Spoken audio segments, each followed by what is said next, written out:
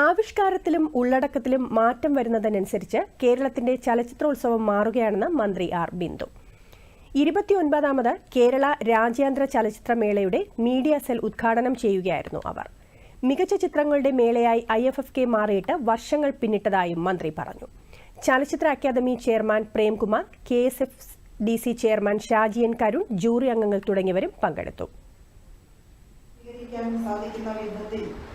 ഏറ്റവും മനോഹരമായ ഒരു അസുലഭ സൗഭാഗ്യം എന്ന നിലയിൽ കേരളത്തിലെ സഹൃദയ ലോകത്തിന് സമ്മാനിക്കപ്പെടുന്ന ഒരു ഉപഹാരമാണ് രാജ്യാന്തര ചലച്ചിത്രമേള.